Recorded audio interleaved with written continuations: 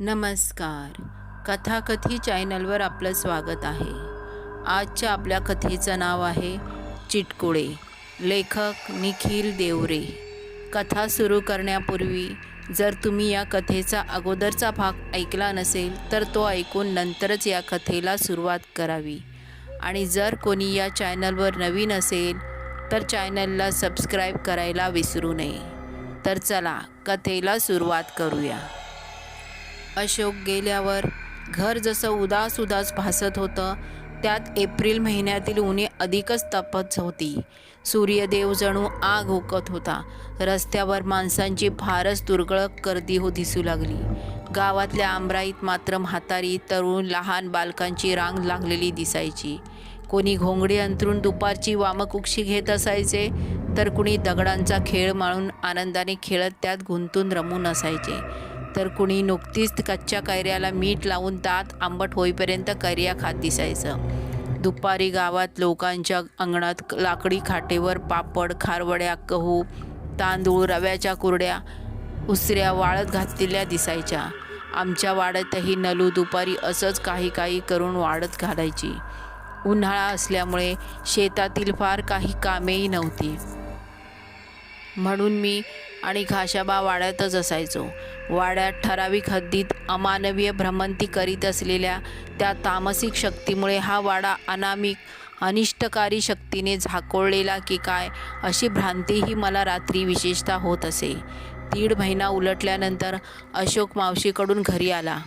मे महिन्यात जवळपास रोजच पहाटे तालुक्याला जाऊन कारखान्याला भेट देत दुपारी परत येऊन शेतातले पुढील व्यवस्थापन, जसं की बागायती शेती, उत्तम बी बियाणे निवडण्याचा माझा दिनक्रम सुरू होता.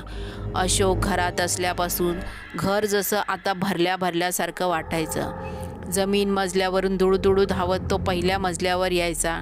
राजा सर्जाला आपल्या इवल्याशा हाताने गोंजारत असे.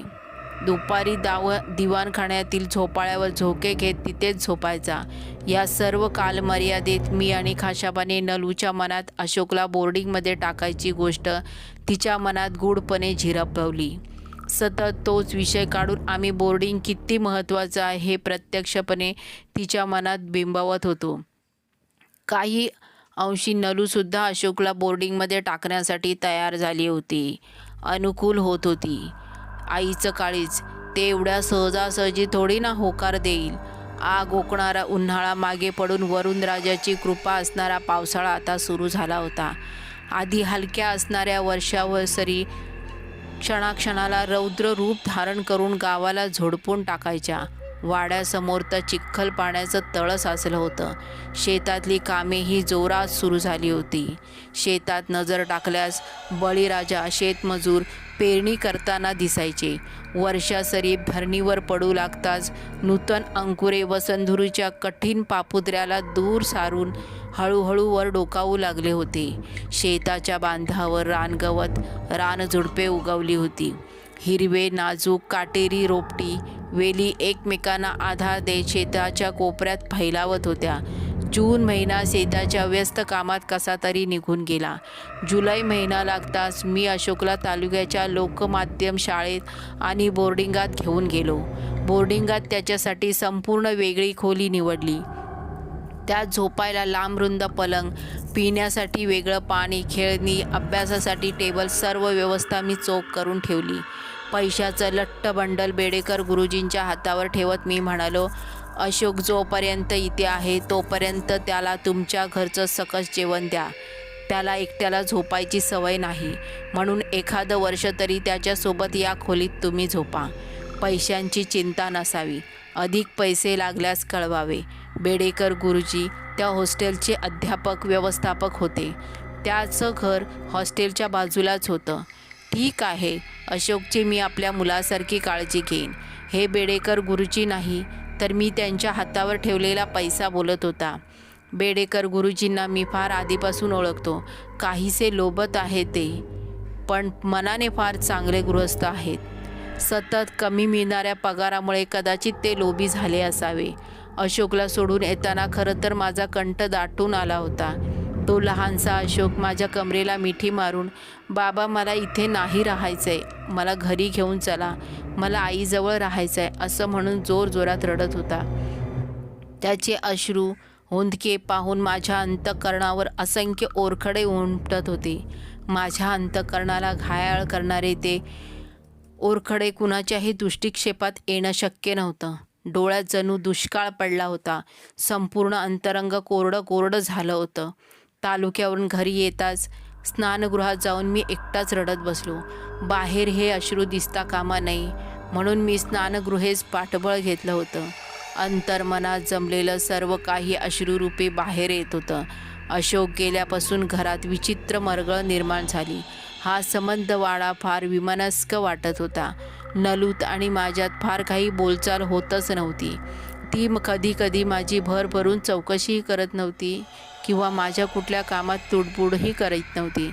आम्ही दोघं अशोकच्या वियोगामुळे दोन विरुद्ध दिशेचे ध्रुव झालो होतो. ती दिवसभर सुई हातात घेऊन एकतर शिवणकाम करीत असायची, नाहीतर गोदामातलं अन्न साफ करत बसायची. मानव हा स्थिर नाही, त्याचप्रमाणे वेळ हा स्थिर नाही. पुढे पावसाळा संपताच उष्ण ऑक्टोबर तापू लागला. ऑक्टोबर पाठोपाठ सणासुदीचा आरंभ झाला. नवरात्री, दसरा आनंदाने पार पडला. दसऱ्याला अशोक घरी आल्यामुळे नलिनीची चर्या आल्हादाने उजळून निघाली होती. मी फार दिवसांनी आनंदी होतो. दसऱ्या गप्पा गोष्टी गोडधोड खाऊन पोटही तृप्त झालं होतं.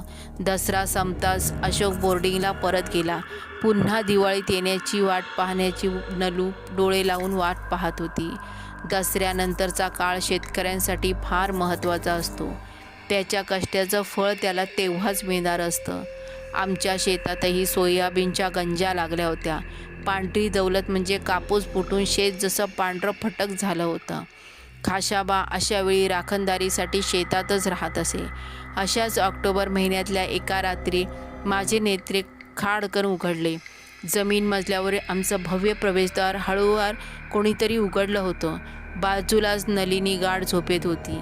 मी आमच्या खोलीतल्या कंदिलाची ज्योत विस्तारित केली तसा खोलीतला काळोख लगेच दूर पळाला.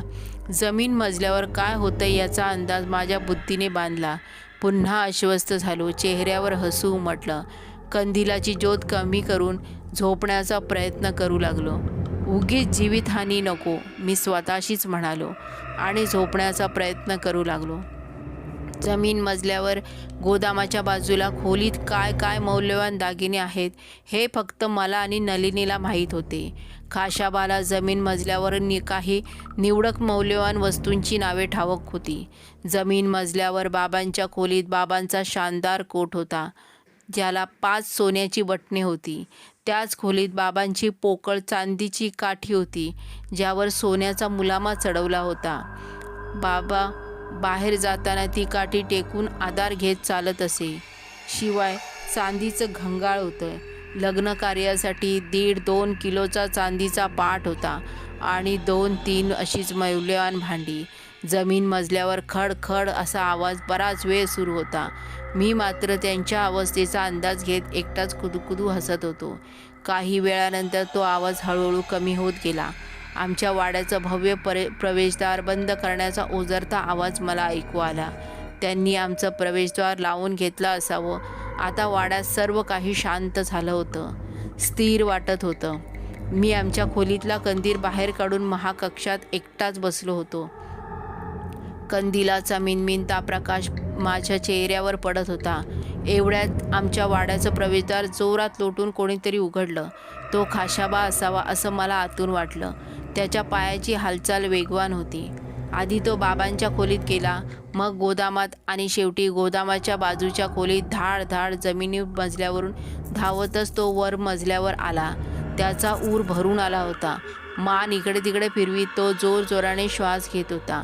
मालक मालक, त्याच्या कर्कश आवाजाने महाकक्ष दणाणून गेलं. नलू झोपलीये, जरा हळू बोल, तोंडावर बोट ठेवून मी म्हणालो. अहो मालक, गावात भुरटे चोर आलेत. शेतातलं पीक धान्यांच्या गंजी चोर लंपास करत आहेत. आपल्या जमीन मजल्यावर आप्पासाहेबांची खोली उघडी आहे. त्यांचा कोट, त्यांची काठी कुठंच दिसत नाही. गोदामाच्या बाजूच्या खोलीतलं कपाटही उघडं आहे. मला वाटतंय चोर आपल्या घरातून चोरी करून गेलेत. मालक, चला लवकरच, आपण माणसं गोळा करून त्यांना शोधू. चला लवकर मालक, वेळ फार कमी आहे. माझ्या हातातला धरून तो म्हणाला, खाशाबा, काही चोरीबिरी झाली, तू शांत झोप आता, काही होणार नाही. मालक विश्वास ठेवा, किमान जमीन मजल्यावर चला तरी, आपल्याच डोळ्यांनी पहा. खाशाबा मला विनवू लागला होता. खाशाबा, तू जाऊन झोप आता, माझ्यावर विश्वास ठेव, चोरी बिरी झाली नाही. आणि हो, जमीन मजल्यावर नको झोपूस, इथे पहिल्या मजल्यावर झोप. पण मालक, खाशाबा गोंधळला होता. झोप खाशाबा, मी खोली दाखवतो, त्रासिक स्वरात म्हणाला. खाशाबा दादासाहेबांच्या बाजूच्या खोलीत झोपायला गेला. कंदिलाच्या वाती मंद झाल्या होत्या. मी एकटाच महाकक्षेत उभा होतो. इतक्या दूरवर कुणाच्या तरी विवळण्याचा आवाज आला. अहो, कसला आवाज आहे हा? आणि तुम्ही इथे एकटेच काय करताय? नलू घाबरत विचारत होती.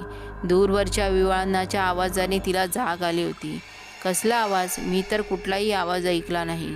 तू भास झाला असावा. जाऊन शांत झोप बरं. मी गोड बोलून नलूला महाकक्षेतून झोपायला परत पाठवलं. मालक, तो आवाज ऐकला का तुम्ही? खाशाबा महाकक्षेत आला होता. खाशाबा, मी रागाचा कटाक्ष त्यावर फेकला तसा तो त्याच्या खोलीत जाऊन पुन्हा झोपी गेला. मीही काही वेळ झोपण्यासाठी आमच्या खोलीत गेलो. दुसऱ्या दिवशी खाशाबा जमीन मजल्यावरून सर्व खोलीत फिरू लागला. आधी बाबांच्या, मग गोदामात आणि शेवटी गोदामाच्या बाजूच्या खोलीत. मालक, काहीही चोरीला गेलं नाही. हा आप्पांचा कोट, त्यांची चांदीची काठी, हा पाट सर्व जागेवरच आहे, तो अचंबित होऊन म्हणाला. गोदामातून बाहेर येत मी त्याला म्हणालो, मी म्हटलं होतं ना खाशाबा, चोरी होऊच शकत नाही. माझ्या सर्व ती तामसिक शक्ती दात विचकत हसत होती. आपले पांढरे फटक हातपाय जमिनीवर आपटत उड्या मारित होती. माझ्या चेहऱ्यावरही नकारात्मक हास्य उमटलं होतं. खाशाबा माझ्याकडे नव्या दृष्टीने पाहत होता. त्या नजरेत संशय होता, पण अविश्वास कुठेही नव्हता. मी वाममार्ग अघोरी मार्गावर चाललो याचा जराही अंश त्यात नव्हता. 24 वर्षानंतर बाबांचा हा कोट किती दिवसांनी नव्हे, किती वर्षांनी पाहतोय मी. या कोटाची सोन्याची बटणे अजूनही तशीच आहेत, लक्क चमकणारी सोनेरी रंगाची. बाबा गेल्यावर बाबांची प्रेमळ आठवण समजून हा कोट मी तसाच जपून ठेवला आहे. या कोटाला सोन्याची बटणे आहेत. हा कोट फार मौल्यवान आहे, म्हणून हा कोट मी जपून ठेवला असं काही नाही बरं का. तुम्हाला खरं सांगू, बालपणीला मला या कोटाचं फार विलक्षण आकर्षण वाटायचं. तेव्हा या सोन्याच्या बटणांचं मोल मला काही माहीत नव्हतं. बालवयात हिरे, मोती, सोने, चांदी याच थोडी न काही घेणं देणं असतं. तेव्हा तर विटी दांडू, गोल फिरवणारा भवरा, घुंगरवाडी ही सगळी सारी संपत्ती होती. मार्च महिन्यातील ही 24 उन्हे तेव्हाही तशीच तापत होती. प्रातःकाळापासून रश्मीकराच्या उष्ण कोपाला अंगावर घ्यावं लागत असे. आज बरोबर 24 वर्ष होते या घटनेला. 24 वर्ष, तेव्हाचा किसन आणि आत्ताचा किसन यात फार विस्मयजनक फरक होता. तेव्हाचा किसन तरुण होता, रांगडा होता, शारीरिक सामर्थ्य अंगात रसरसत होतं, नजरेत अंजन होतं, चेहऱ्यावर ओजस्वी कांती होती. आत्ताचा किसन म्हातारा झाला आहे. शरीर पहिल्यासारखी साथ देत नाही. केस बरीच गळून कपाळावर टक्कल पडलंय. उरले सुरले केस पांढरे झाले, दातही पडले, त्यामुळे चेहराही जरा ओढल्यासारखा दिसतो. श्वास भरून येते, छाती घरघर करते. नाना विधींनी मला घासरं आहे. 4-5 महिन्याआधीच मी पहिल्या मजल्यावरून खाली येताना पाय घसरून पडलो. तेव्हापासून जास्त उठबस करणं मला जमत नाही. 54वी मी नुकतीच पार केली आहे. माझ्याकडे जर कुणी टक लावून बघितलं तर कुणाला वाटणारही नाही मी फक्त 54 वर्षाचा असेल. 60-65 वर्षाचा म्हातारा असेल असंच मला वाटतं. बाबा तर शारीरिकदृष्ट्या एवढे सुदृढ होते की वयाच्या 60तही ते पाय वर करून आणि डोके जमिनीला टेकवून शीर्षासन करीत होते. माझ्या बाबतीत मात्र भलतंच घडलं. तेव्हा या वाड्यात हवा पाणी सकारात्मक होतं. मी त्या तामसिक शक्तीला वाड्यात ठेवून वाड्याचं हवा पाणी दूषित आणि नकारात्मक केलं होतं. म्हणून कदाचित त्याचा परिणाम माझ्या मनावर आणि देहावर झाला असावा. 24 वर्षाच्या या प्रदीर्घ कालखंडाचा आढावा घेत जर मी त्यात डोकावून पाहिलं तर वियोग हा शब्द मला कधीच पारखा झाला नाही. वयाच्या 6व्या वर्षापासून मी अशोकला स्वतःपासून दूर केलं. 2री ते 10वीपर्यंत तो तालुक्याला शिकला. या 24 वर्षांच्या रस्त्यात असंख्य कठीण खाचखळग्यांनी मी रक्तबंबाळ झालो होतो. अशोक घरापासून दूर जाताच घरात एकाकीपणा निर्माण झाला. नलू आणि माझ्यात शब्दांची दरी वाढत गेली. मी आणि नलू शरीराने बऱ्याचदा एकरूपही झालो. 2दा नलूला दिवसही गेले होते. त्यावेळी माझ्या मनात एकच विचार यायचा, तो म्हणजे मला मुलगीच होऊ दे. कारण मुलगी झाली तर किमान तिला या वाड्यात राहता येईल, आमच्यासोबत खेळता येईल, या वाड्याला पुन्हा नवसंजीवनी मिळेल. ती तामसिक शक्ती पटवर्धन कुटुंबातील पुरुषांच्या येणाऱ्या पिढ्यानपिढ्यांना नेत्ररूपी छडणार होती. मला जर मुलगी झाली तर ती तामसिक शक्ती तिच्या दृष्टीपरिघातात येणं शक्य नव्हतं. वियोगामुळे दुरावलेला माझ्यातला आशादायी बाप आपला वडील हा आनंद पुन्हा शोधू पाहत होता. माझा हा हर्ष आता नियतीलाही मान्य नव्हता. नियतीने माझ्या वाटेवर आधीच टोचणारी बोचणारी काटेरी तृणे पसरवून ठेवली होती. दोघीही वेळा नलूचा गर्भपातच झाला. या समग्र दृष्टीला तामसिक शक्तीच्या छायेखाली उभा असलेला हा वाडा आणि त्यातला सात्विक आनंद अमान्य असावा. एरवी मासाच्या दुर्गंधीचाही विटाळ असणारा मी 24 वर्षापासून रक्त हाडा मसाला मी शिवू लागलो होतो. अमावस्येच्या रात्री तळघरात माझी बोटे रक्ताने भिजलेली असायची. काळोखात दबा धरून बसलेला तो अमानुष अमावस्येच्या रात्री घट्टा रक्त प्यायचा. दात आपटीत मांस फस्त करायचा. त्याच्या या हैवानी कृत्याने अमावस्येच्या रात्री हा वाडा खोलपर्यंत हादरून जायचा. पण माझ्याशिवाय हे जाणणारं कोट तरी कुणाला? अमावस्येच्या रात्री माझ्या देहावर शिरशिरी यायची. माझे प्राण कंपित व्हायचे. 10 वर्षापूर्वी जीवाला जीव देणारा खाशाबा आम्हाला सोडून कायमचा देवाघरी गेला. तो गेल्यावर माझा जणू उजवा हातच वेगळा झाला की काय असं भासायला लागलं. एवढ्या वर्षांच्या सोबतीत खाशाबाने कधी मालक म्हणून उच्चारला नाही, तर माझ्यावर कधी अविश्वास दर्शविला नाही. आपले समर्थ समर्पित करून एकनिष्ठ राहिला. 10वीपर्यंत अशोक घरी आल्यावर मला कायमचा म्हणाला, बाबा, या घरात काहीतरी विचित्र आहे. मी मात्र कायम त्याच्याकडे कानाडोळा करायचो. त्याच्या सततच्या तक्रारीमुळे नलूनेही घरात मांत्रिक आचार्य यांना बोलवण्याचा दुराग्रह धरला. मी मात्र कशालाही थारा दिलाच नाही. 10वी नंतर अशोक तालुक्याहून जिल्ह्याच्या कॉलेजात गेला. कॉलेजात गेल्यापासून अशोकनेही घराकडे पाठ फिरवली. ज्याप्रमाणे लहान पाडसाला एकदा माळ रानावरील वाळलेला चारा खायची सवय झाली की गोठ्यातील लुसलुशीत हिरवं गवतही त्याला अप्रिय होतं, त्याचसारखा अशोक वागत होता. कित्येक महिने तो वाड्यात पाय टेकवत नव्हता. पुढे पदवीचं शिक्षण केल्यासाठी तो मुंबईला गेला. मुंबई विद्यापीठातून त्याने BSc MSc पूर्ण केली आणि विद्यापीठातच शिक्षकाची नोकरी धरली. पगार जेमतेम होता, पण यापेक्षा आपला मुलगा स्वतःच्या कर्तृत्वावर कमवतोय याचा आनंद अधिक होता. काही दिवसापासून नलूने त्याच्या लग्नाचा विषय काढला. मीही त्याला अगदी सहज होकार दिला. तोही आता 30-31 वर्षाचा झालाय, म्हणून त्याचे हात पिवळे करणे गरजेचे होते.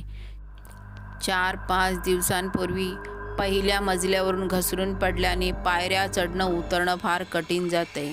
उपाय म्हणून मी आणि नलूने आमचा गाडा जमीन जमल्यावर बाबांच्या खोलीत हलवला.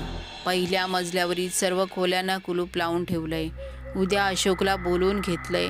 त्याच्या राहण्यासाठी महाकक्ष आमची खोली स्वच्छ करून ठेवायला सांगितली. अशोकजवळ काही गुपित उघडी करावी लागतील. काही रहस्यांशी त्याचा परिचय करून द्यावा लागेल. पटवर्धन कुटुंबातील तोच आता कर्ता प्रमुख आहे. ही सर्व धनसंपत्ती, धनदौलत, कारखाने त्याला सांभाळायचे आहेत. बसमधून उन्हाच्या गरम हवेमुळे माथ्यावर कपाळावर जमलेले घामाचे थेंब मला फार कसे तरी वाटतात. अशोकचं गाव आहे तरी किती दूर कुणास ठाऊक. बाजूच्या सीटवर सरला बसून होती. ती माझ्याकडे टकमक पाहत होती. अशोक पुढच्या सीटवर बसून काहीतरी वाचत होता. अजून किती दूर आहे रे तुझं गाव? उन्हाच्या त्रासाला कंटाळून मी विचारलं. आलंच, फक्त 3 ते 4 किलोमीटरवर असेल. माझ्याकडे न पाहता तो म्हणाला. मुंबई विद्यापीठापासून मी, सरला आणि अशोक, आमच्या तिघांची फार घट्ट मैत्री होती. काय माहिती, पण आमच्या तिघांचेही स्वभाव वेगळे, तिघांच्या शिकवण्याच्या शाखाही वेगळ्या, तरीही आमची मैत्री तशीच घट्ट राहिली. मी मुंबई विद्यापीठात राज्यशास्त्र शिकवतो, सरला तत्त्वज्ञान शिकवते, तर अशोक विज्ञान शाखेतील रसायनशास्त्र शिकवतो. अशोक विज्ञान शाखेतला असल्यामुळे त्याला आमच्यापेक्षा जरा जास्तच पगार मिळतो. काही दिवसांपासून अशोकने माझ्या गावातल्या फिरायला चला म्हणून ढोजच लावला होता. विद्यापीठालाही काही दिवस सुट्टी असल्यामुळे मी आणि सरल्याने त्याच्या गावी जाण्याचा निर्णय घेतला. अशोकने आमच्यापेक्षा जरा जास्ती सुट्ट्या टाकल्या. तो आणखी काही दिवस त्यांच्या घरी राहणार आहे. जेव्हापासून मी अशोकला ओळखतो तेव्हापासून अंदाजे पहिल्यांदाच मी त्याला गावी जाताना बघतोय. बस एका फाट्यावर थांबली. तिथूनच अशोकच गाव अर्धा किलोमीटरवर होतं. फाट्यावर जुन्या काळातली बैलगाडी घेऊन गडी माणूस आला होता. आम्ही सामान बैलगाडीत टाकून दाटीवाटीने कसे तरी बसलो. बैलगाडी गावाकडे जायला निघाली. बैलगाडीच्या दोन्ही बाजूच्या पोलादी स्तंभाला घट्ट आवळून सुकलेल्या बांबूच्या तट्ट्या, ज्याला बांबूची चटई म्हणतात, ती बांधून होती. त्या बांबूच्या चटईमुळे उन्हे शरीरापर्यंत पोचत नव्हती. काहीची सावली आम्हाला मिळत होती. त्या सावलीमुळे आम्हाला कमी उष्ण वाटतंय किंवा गार वाटत होतं असं मुळीच नाही. धूळ उडवत तापलेले वारे अंगाला स्पर्शून जायचे. चेहऱ्यावर, खांद्यावर पुन्हा घामाचे बिंदू जमा व्हायचे. बैलगाडी पुढे पुढे चालू लागताच अशोक, मी लहानपणी इथे खेळायचो, या वड्याच्या झाडाला लोंबकळायचो, या वाण्याच्या दुकानातून चोरून मिठाई खायचो, असं काही सांगत होता. मी फक्त नंदी बैलासारखी मान डोलावीत होतो. मला त्यात फार काही रस येतच नव्हता. दूरवर काळ्या शेतात सुकलेल्या पिवळसर गव्हाच्या टरफलाचा ढिगारा दिसायचा, नाहीतर गुरांसाठी वाळवलेल्या पिवळसर ज्वारीच्या पेंड्या दिसायच्या. मध्ये मध्ये हिरवट पिवळसर रंगाचा हरभरा वाऱ्याच्या दिशेने इकडे तिकडे डुलत असायचा. अर्ध्या किलोमीटरचा हा प्रवास पाहता पाहता कसा संपला कळलं देखील नाही. आम्ही गावात आलो. गाव फार काही लहान नव्हतं, मध्यम वस्तीचं. लोकांची रेलचेल, आठवडी बाजार, दुमजली शाळा, दाल मिल, काही लोकांचे पक्के सिमेंटची घरे, मंदिर, मस्जिद, विहार, धर्मशाळा, दूरवर दिसणारी पडकी घडी, पोलीस चौकी, असं सर्व मध्यम वस्तीच्या गावासारखं वाटत होतं. तिथून कच्च्या रस्त्याने पुढे जाताच अशोकच्या भव्य वाड्यापुढे बैलगाडी थांबली. गड्याने आमचं सामान बाहेर काढलं. वाड्यापुढे अशोकची आई आमचं स्वागत करायला उभी होती. त्यांचा चेहरा आनंदाने उजळून निघाला होता. एकुलता एक मुलगा एवढ्या दिवसांनी घरी परततोय अशी ती भावना होती. वाड्याच्या मुख्य दारातून जरासे लंगडत टक्कल पडलेले वृद्ध गृहस्थ आमच्याकडेच येत होते. ते अशोकचे बाबा असावेत. त्यांच्या एकंदरीत शरीरावरून फार जीर्ण म्हातारे वाटत होते. अशोकने आईच्या पाया पडून नमस्कार केला. कधी आमची आठवण नाही येत का रे तुला? किती दिवस येत नाही तू घरी? अशोकच्या पाठीवरून पिळदार भाऊवरून हात फिरवत त्याची आई म्हणाली. त्यांच्या डोळ्यात अश्रुधारा जमल्या होत्या. त्याचे वडील तसेच लंगडत चालत आमच्याकडे येत होते. बाबांना काय झालं? ते का लंगडत आहेत? त्यांच्या बाबांकडे धावत अशोक म्हणाला. त्यांचा चेहरा खाडकन उतरला. काळजी, जिव्हाळा, प्रेम हे भाव त्याच्या चेहऱ्याच्या रेषेत उमटले होते. काय झालं बाबा? असे का लंगडत चालत आहात? असे अशोकने काकांना प्रश्न केला. प्रश्न विचारताच बाबा त्यांचा आवाजही थंड पडला होता. काही नाही बाळा, जरा काम करता करता पाय घसरून पडलोच. जास्त गंभीर बाब नाही, तू नको काळजी करूस. लवकर धावू लागेन मी, काका विनोद बुद्धीने म्हणाले. अशोकने बाबांना पाय पडून नमस्कार केला. यशवंत हो, गुणवंत हो. काकांचा जाडा भरडा आवाज माझ्या कानात घुमला. मुलगा आई वडिलांचा काळजीचं असतो, त्याचं क्षणात आठवणीचं मोरपीस माझ्या मनावरून चेहऱ्यावरून फिरल्यासारखं वाटलं. माझंही मन माझ्या आईवडिलांना शोधत होतं. त्यांच्या आठवणींच्या कित्येक तरी सावल्या डोळ्यांपुढे उभ्या ठाकल्या होत्या. आता फक्त त्या सावल्यांना समोर आसरा दिसत होता. आई आणि बाबांनी या जगाचा निरोप घेतलाय. त्यातला निरोप हा शब्द अचानकपणे माझ्या नेत्रासमोर सरपडला. आई बाबा हे माझे मित्र मैत्रिणी आहेत. अशोकच्या आवाजाने माझ्या आठवणी तो शब्द कुठल्या कुठे विरून गेला. आम्ही चटकन अशोकच्या आईच्या पाया पडलो. आई बाबा ही सरला आहे, माझ्या विद्यापीठात फिलॉसॉफी शिकवते. फार म्हणजे फार हुशार आहे बरं. आम्ही सर्वजण एकसुरात हसलो. नाही काकू, तसं काही नाही. अशोक तर नेहमीच आमची उडवाउडव करतो, सरला लगेच म्हणाली. आई बाबा हा शेखर राज्यशास्त्र शिकवतो. ह्याच्या पुढे तर भले भले राजकारणीही फेल आहेत. काय काय त्याचे सिद्धांत आम्हाला कळतही नाहीत. अशोक माझ्याकडे हसत पाहत होता. घ्या आणखी गरिबाची मजा, लटका राग दाखवीत मी म्हणालो. तशी तिने खवळून हास्याची कारंजी उडाली.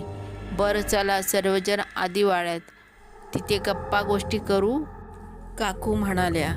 आम्ही सर्व अशोकच्या वाड्यात आलो. जमीन मजल्यावरील दिवाणखान्यात हातपाय धुवून फ्रेश होऊन बसलो. काकूंनी आमच्यासाठी गरमागरम पोहे आणि चहा केला होता. अशोककडे पाहून कधीच असं वाटलं नाही की तो एवढ्या संपत्तीचा, धनदौलतीचा एकुलता एक वारस असेल.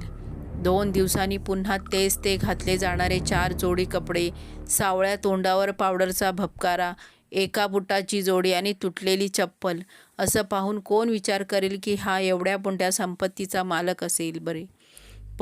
घरात आईवडिलांशी संबंधही उत्तम आहे. मुलगा आणि वडील यांच्या नातातही कसला बनाव दिसत नाही. मग अशोकचे इतके दिवस घराकडे पाठ फिरवण्याचे कारण काय असावे? माझ्या मनात प्रश्नांच्या वेगवेगळ्या आकृत्या निर्माण होत होत्या. सायंकाळी आम्ही गावात फिरायचो. गावात मुख्य चौकात जाताना मध्येच एका घराचं बांधकाम सुरू होतं. वाळू, गिट्टी, सिमेंट यांचा नुसता ढिगारा पडला होता. कसं तरी वाजता काळी आम्ही निघालो. चौकातून खळखळ वाहणाऱ्या ओढ्यावर आलो. तिथे पाण्यात पाय टाकून काही वेळ मनसोक्त गप्पा गोष्टी केल्या. अशोका, तू तर खूपच श्रीमंत आहेस रे, कधी सांगितलं नाही आम्हाला. माझ्या मनात असलेली गोष्ट शेवटी ओठावर आलीच. काय करायचं आहे रे या धनदौलतीचं मित्रा? मरतानी फक्त 4 गज जमीनच कामी येते. तो जरा फिल्मी स्टाईलमध्ये म्हणाला. हो, जरा आम्हाला दे काही हिस्सा, मी मस्करी करत म्हणालो. तुझ्यापेक्षा पैशांचं मोल जास्त आहे का रे शेखर?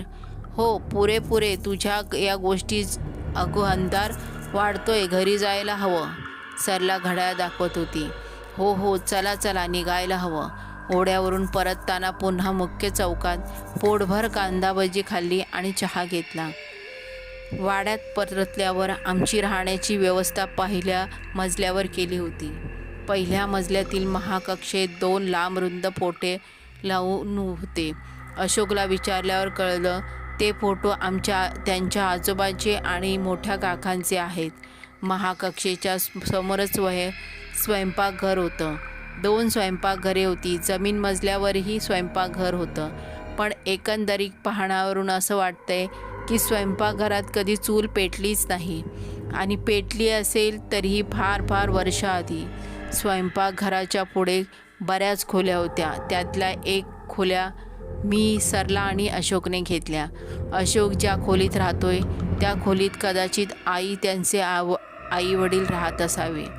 सामानांवरील तरी तसंच दिसते. एवढ्या खोलीत अशोकच्या मोठ्या काकांचा फोटो होता. शक्यता त्यांचा आधीच या खोलीत वावर असावा. अशोकचे आई वडील दोन्हीही जमीन मजल्यावर राहत होते. बाबांच्या आरोग्यामुळे चढायला उतरायला त्रास नको म्हणून त्यांनी ती जमीन मजल्याची खोली निवडली. माझ्या बाजूच्या खोलीत सरला होती. तिन्ही खोल्यातील कंदिलाच्या वाती संत झाल्या. फक्त नावापुरताच खोलीत प्रकाश होता. मला काही केल्या झोपच येत नव्हती. काहीतरी न सांगण्यासारखे विचार, गोष्टी माझ्या मनातच जन्म घेऊन गेल्या. काहीतरी होतं जे मला दुसरा मार्ग निवडण्यासाठी ओरडून ओरडून विचलित करत होतं. दुसऱ्या दिवशी आम्ही सकाळी उठलो. दात घासून सर्व आवरून शेतावर जायला निघालो. मार्च महिना असल्यामुळे शेत ओसाड ओसाड वाटत होतं. पाहता पाहता आम्ही शेतात पोचलो. अशोकचा संत्र्यांचा बगीचा हिरवागार होता. तोंडाला पाणी सुटेल अशी नारंगी रंगाची संत्री त्याला लागून होती. अशोककडे शेतीही भरपूर होती. निदान 300-400 एकर तरी असावी. कालपासून अशोकच्या वागणुकीत मी बदल जाणवतोय. काहीतरी आहे जे तो लपवतोय.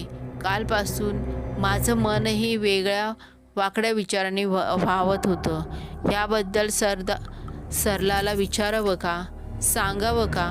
नको, आधी काही गोष्टी अभ्यासाव्या लागतील, नंतरच काय ते ठरवावं लागेल. माझ्या मनाच्या वेलीला विचारांचे संक्षिप्त विषारी काटेरू गोखरू चिटकत होतं. शेत पाहून झाल्यावर आम्ही घरी परतलो. घरी येताच काकूनी आमच्यासाठी गरमागरम मसाला वांग्याची भाजी, श्रीखंड, मसाले भात, आमटी, पापड असा खास बेत आखून ठेवला होता.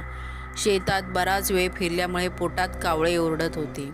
मी, सरला आणि अशोक जेवणावर तुटून पडलो.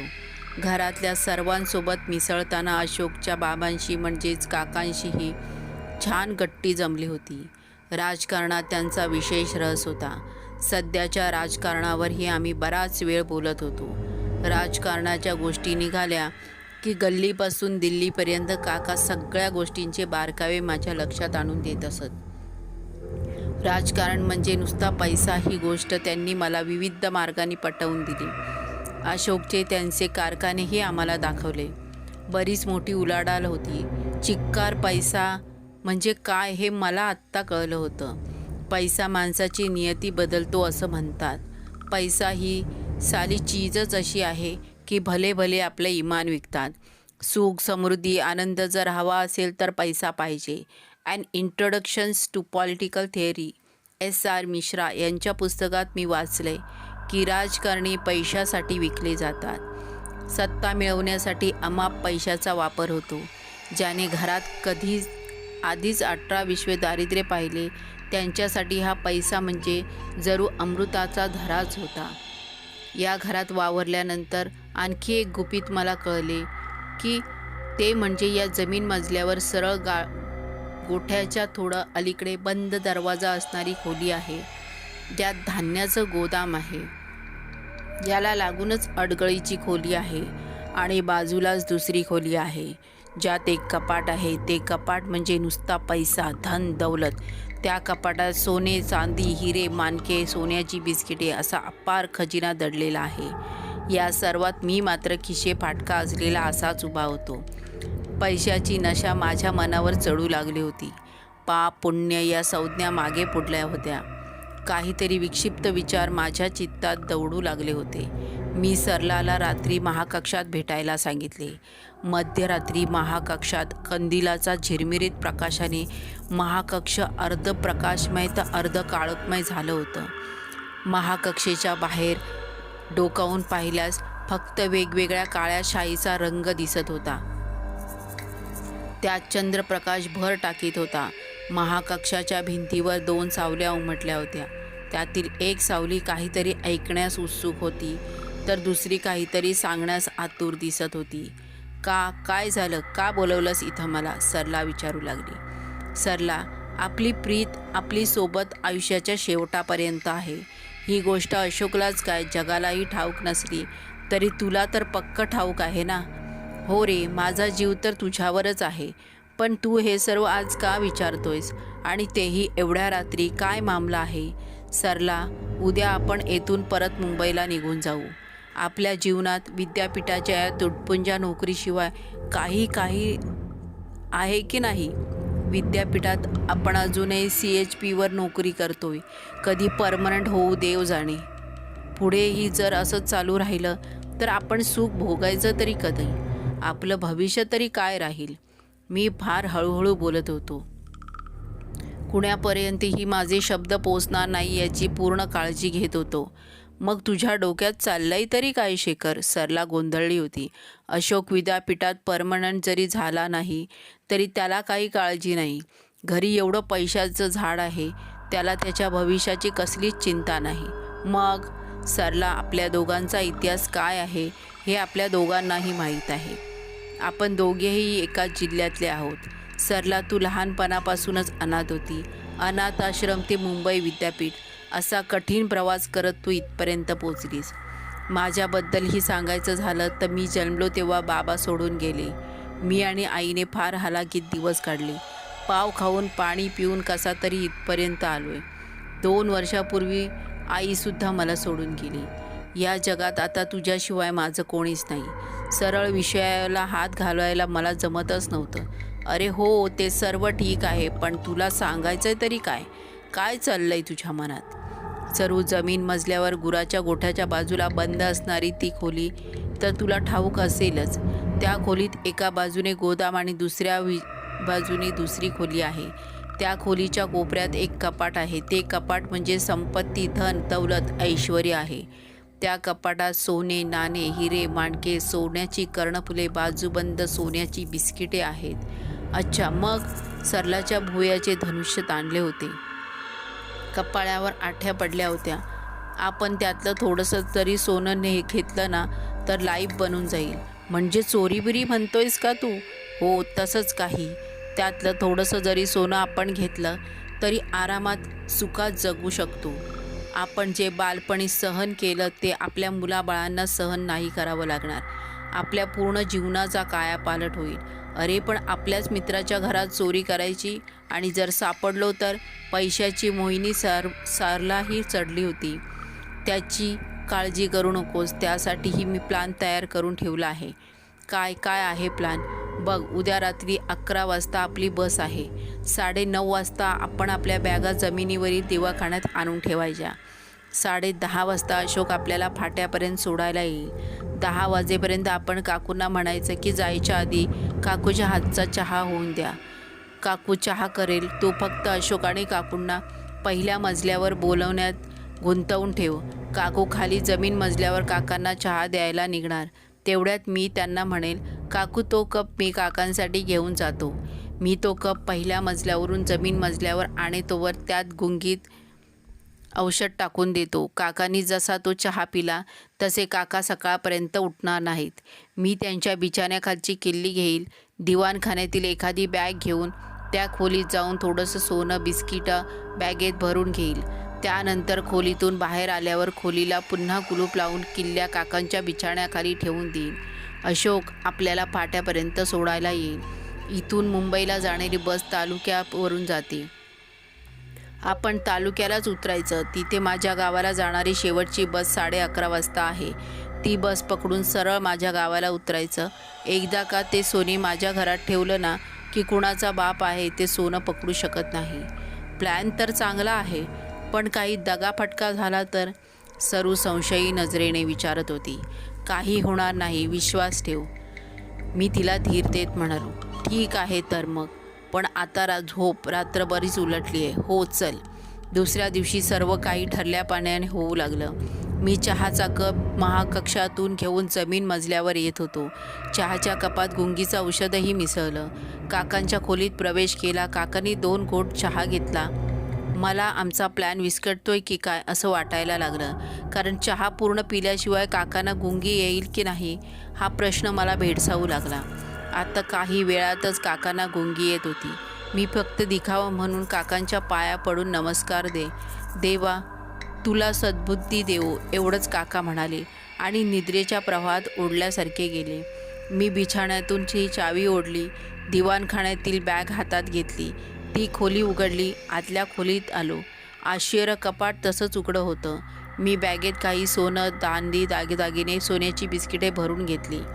बाहेर येऊन हळुवारपणे त्या खोलीला कुलूप लावून घेतलं. आमचा प्लॅन यशस्वी झाला होता.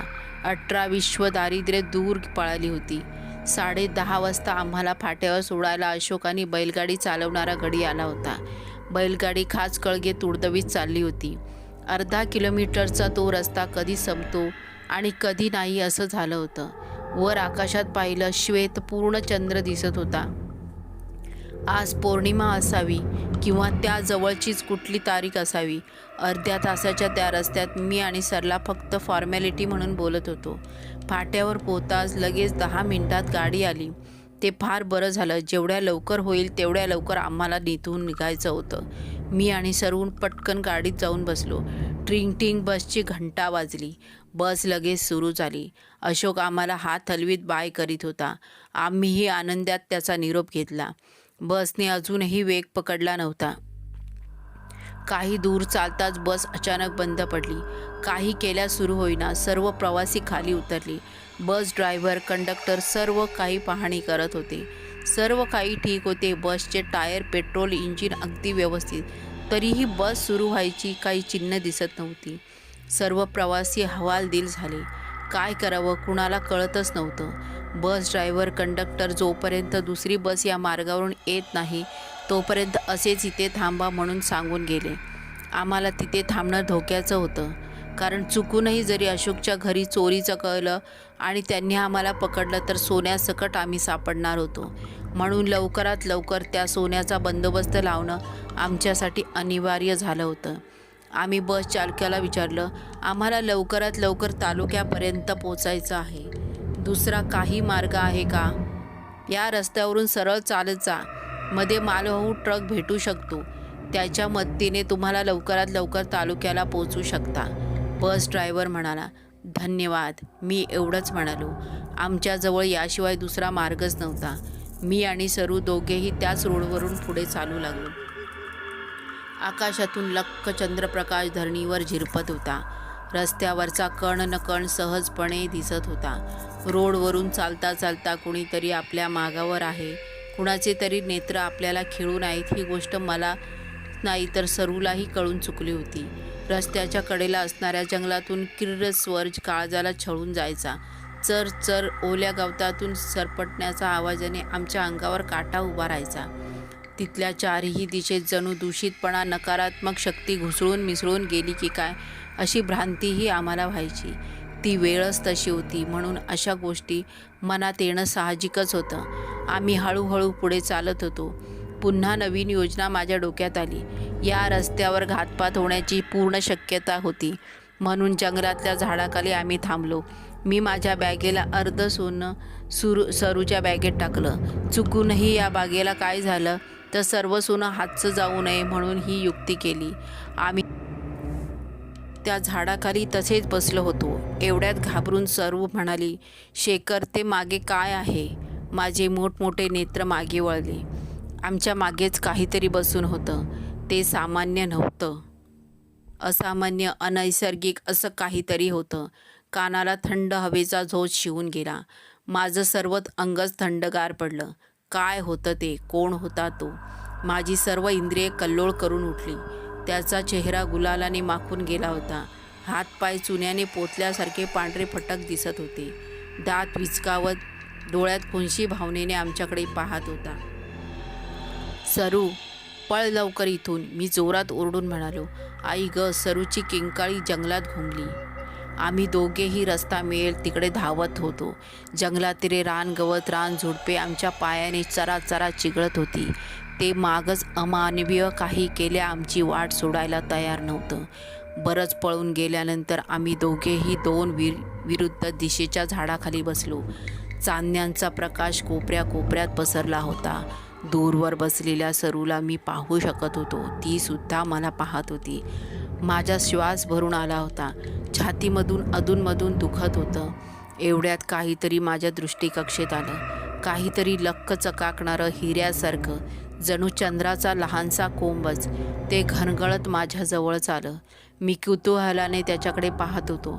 अगदी तसाच वर्तुळाकार हिरा सरूकडेही येताना दिसला. तो हिरा अगदी माझ्याजवळ येऊन थांबला. त्याला मी निरखून पाहिलं. हात पुढे गेले. मी त्या गोळ्याला हातात घेतलं. त्या हिऱ्याचा प्रकाश माझ्या चेहऱ्यावर पडत होता. मी त्याला उलटसुलट करून पाहिलं. त्याची चमक वाढतच होती. मी त्याला चाचपडून पाहू लागलो. इतक्यात त्यात काहीतरी विचित्र बदल होऊ लागला. तो हिरा आता मऊ भासत होता. काही वेळातच अस्थी मांसाचा लालसर रंगाचा गोळा तयार झाला. शरीरातून बाहेर काढलेला निरुपयोगी झालेला गोळा असं काहीसं दिसत होतं. भीतीने मनात आणखी घट्ट पाय रोवले. किळस येऊन तो गोळा मी लगेच फेकून दिला. सरलाकडे पाहिल्यावर तिनेही तो गोळा फेकून दिल्याचं दिसलं.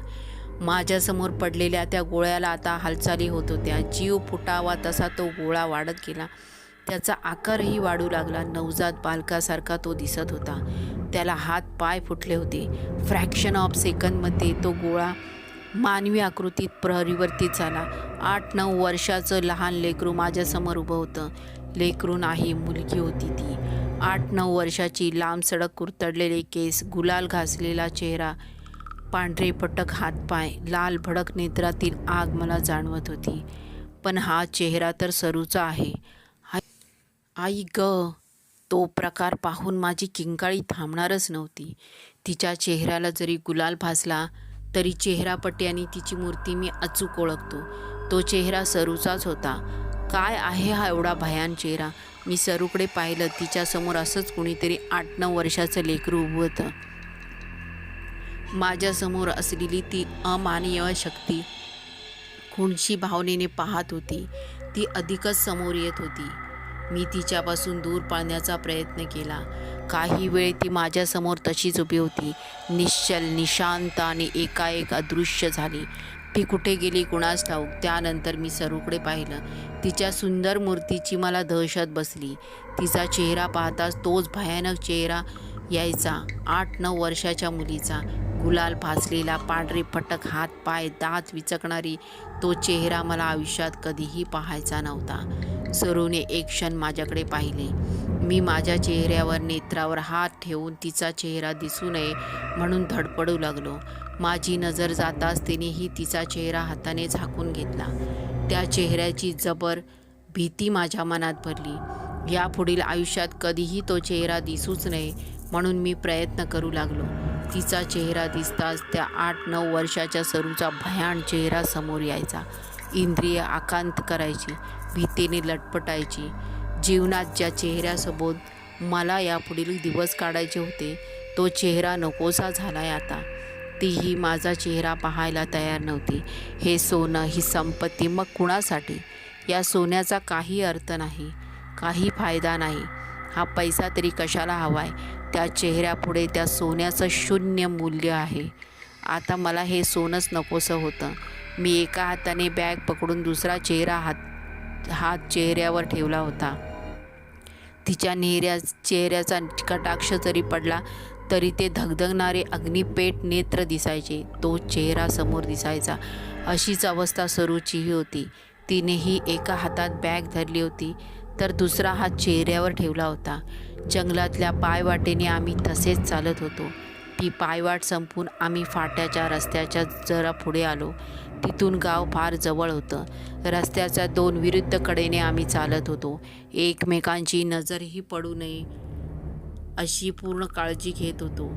ती दहशत फारच विलक्षण होती, शब्दात न सांगण्यासारखी. काही वेळ चालत राहिल्यावर आम्ही दोघेही गावात पोचलो. रात्रीचे 12:30 वाजले होते. समोर वाडा दिसत होता. एवढ्या वाड्याचं प्रवेशद्वार उघडत होतं.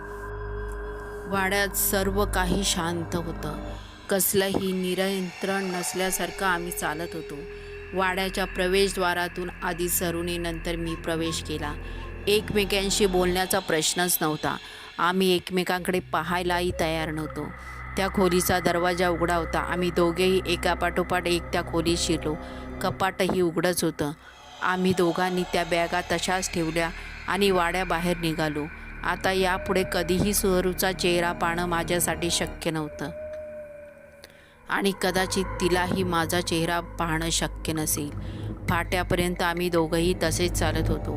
तिथून रस्ता दुभंगला होता. मी उजव्या रस्त्याने चालू लागलो तर ती डाव्या रस्त्याने चालत होती. आमचे मार्ग पूर्णतः वेगळे झाले होते. यानंतर कधीही सरूचा चेहरा मी आणि माझा चेहरा सरू पाहणार नव्हती. आम्ही नदीचे 2 किनारे झालो होतो, जे कधीही एक होऊ शकत नाही. किसनरावांचे शब्द. एव्हाना मी उठलो. शेखर आणि सरला त्या दोघांनीही सोनं परत तसंच आणून ठेवलं होतं. मला हसू आलं. चिटकुळे म्हणजे लहान मुलांची अतृप्त आत्मा, तामसिक शक्ती, जे आपले संपत्तीचं रक्षण करण्यासाठी वापरले जाते. मी वाममार्ग, अघोर मार्ग नक्कीच निवडला होता, पण रक्तपात मला मान्य नव्हता. 24 वर्षापूर्वी त्या सरदाराला मी सांगितलं होतं की रक्ताचा थेंबही न सांडता हे कार्य झालं पाहिजे. तो म्हणाला होता, होईल, तेही होईल. जो कुणी हे सोनं आपल्या प्रिय व्यक्तींसाठी, आपल्या आप्त इष्टांसाठी घेऊन जाण्याचा प्रयत्न करेल, त्याच्या चेहऱ्याची एवढी धडकी त्याला बसेल की तो चेहराही तो पुन्हा पाहू शकणार नाही. त्या सोन्याची लालसाही त्याला नाहीशी होईल. तो या सोन्याशी घृणा करू लागेल.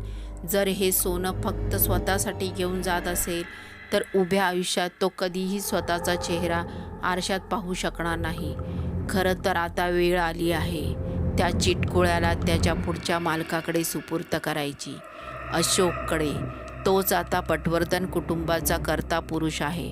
मी फार थकलोय, दमलोय आता. शेवटी एवढंच म्हणेल, ज्याची कुणाची नजर पटवर्धन कुटुंबातील संपत्तीवर, सोन्यावर, कारखान्यावर पडेल, त्यांनी ही गोष्ट समजून घ्यावी. या सर्वांच्या सुरक्षेसाठी चिटकुळे, हाय चिटकुळे. माझ्या चेहऱ्यावर विजयी हास्य उमटत होतं. आजच्या पुरतं एवढंच. पुन्हा भेटूया नवीन भागात नवीन गोष्टीसोबत.